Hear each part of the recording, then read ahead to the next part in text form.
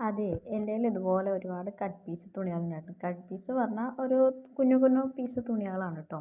അപ്പോൾ അതൊന്നും വേസ്റ്റായി കളയാൻ തോന്നിയില്ല. അപ്പോൾ അതുകൊണ്ട് എന്ത് ചെയ്യുമെന്ന് ആലോചിച്ച് ഇങ്ങനെ ഫോണിൽ സെർച്ച് ചെയ്തുകൊണ്ടിരിക്കുമ്പോഴാണ് പിൻട്രസ്റ്റിൽ ഞാനൊരു ഐഡിയ കണ്ടത്. ഒരു ഡോർമാറ്റാണ് കേട്ടോ. ഇതുപോലത്തെ പീസ് കഷ്ണം തുണികൾ കൊണ്ട് ഒരു ഡോർമാറ്റ് ഉണ്ടാക്കണം കേട്ടോ. കാരണം എന്നാൽ പിന്നെ അത് നമുക്കൊന്ന് ട്രൈ ചെയ്ത് നോക്കാമെന്ന് വിചാരിച്ചു. ട്രൈ ചെയ്യലാണ് കേട്ടോ. കറക്റ്റ് അതേപോലെ തന്നെ ആവുമോയെന്നൊന്നും എനിക്കറിയില്ല. എന്നാലും ഒന്ന് ചെയ്ത് നോക്കാമെന്ന് വിചാരിച്ചു കേട്ടോ.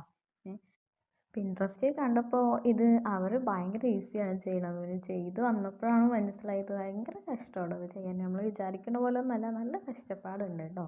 ഇതേപോലെ ഓരോ പീസ് തുണികളും വീതി കുറച്ചിങ്ങനെ നീളത്തിൽ ഇങ്ങനെ കട്ട് ചെയ്തെടുക്കുക എന്ന് പറയാതെ സിമ്പിളല്ല കേട്ടോ. ഒരുപാട് പീസ് തുണികളുണ്ട്. അതെല്ലാം ഇതേപോലെ നീളത്തിൽ കട്ട് ചെയ്തെടുക്കുക കേട്ടോ. ഒരേ അളവ് തന്നെ കട്ട് ചെയ്ത് മാറ്റുക. ഞാൻ ഇത് ഫുള്ളായി കട്ട് ചെയ്യണത് കാണിക്കണില്ല കേട്ടോ. പകുതി വരെ കാണിക്കണം. ബാക്കിയൊക്കെ നേരത്തെ കട്ട് ചെയ്ത് വെച്ചിട്ടുണ്ടായിരുന്നു കേട്ടോ. അങ്ങനെ കട്ട് ചെയ്യുന്ന ഇടയിൽ കൂടെ വളഞ്ഞും കുളഞ്ഞെല്ലാം പോയിട്ടുണ്ടാകും. അതൊക്കെ ഉണ്ടാവും കേട്ടോ. അതൊക്കെ നമ്മൾ ഇങ്ങനെ കുഞ്ഞു കുഞ്ഞു പീസായി കട്ട് ചെയ്യല്ലേ. അപ്പം ആ ഒരു മിസ്റ്റേക്കൊക്കെ ഉണ്ടാവും കേട്ടോ. അങ്ങനെ എന്താണ് തുണ്ടായ പീസൊക്കെ ഞാൻ കളഞ്ഞിട്ടുണ്ട് കേട്ടോ, കറക്റ്റ് അല്ലാത്തതൊക്കെ. അപ്പോൾ ഇതേപോലെ എല്ലാം സെറ്റാക്കി എടുക്കുക. എന്നിട്ട് ഞാൻ ഇതേപോലെ തന്നെ ഈ കളറിൽ തന്നെ കുറേ പീസുകൾ എടുത്ത് വെച്ചിട്ടുണ്ട് കേട്ടോ നേരത്തെ.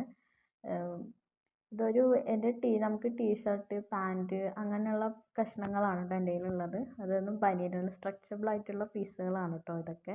അപ്പോൾ അതിനെടുത്ത ശേഷം നമ്മൾ ഇതിനെ ഓരോന്നായി മാറ്റി ഇങ്ങനെ സ്ട്രെച്ച് ചെയ്തെടുക്കുക. അങ്ങനെ നീട്ടി വലിച്ച് നന്നായി ഒന്ന് സ്ട്രെച്ച് ചെയ്തെടുക്കണം കേട്ടോ.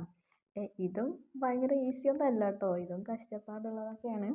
അപ്പോൾ ഇങ്ങനെ എടുക്കുക എന്ന് പറയുമ്പോൾ ഒറ്റയ്ക്ക് ഇരുന്ന് ചെയ്യണ്ടേ. അപ്പോൾ ആരും ഹെൽപ്പിന് ഉണ്ടായിരുന്നില്ല കേട്ടോ. അപ്പോൾ ഒറ്റയ്ക്ക് ഇരുന്ന് ചെയ്തതാണ്. അപ്പോൾ സിമ്പിളൊന്നും അല്ല കേട്ടോ. അപ്പോൾ എല്ലാം അങ്ങനെ സെറ്റാക്കി എടുത്തിട്ടുണ്ട്. ഇത്രയും ചെയ്ത് വരുമ്പോൾ തന്നെ ഞാൻ അങ്ങ് ടയേർഡായി പോയി ഗൈസ്. അതുകൊണ്ട് തന്നെ ഇതിൻ്റെ ബാക്കി പാർട്ട് അടുത്ത വീഡിയോ ആയിട്ട് ഇടാമെന്ന് വിചാരിച്ചു കേട്ടോ. ഇഷ്ടപ്പെട്ട ഒന്ന് ലൈക്ക്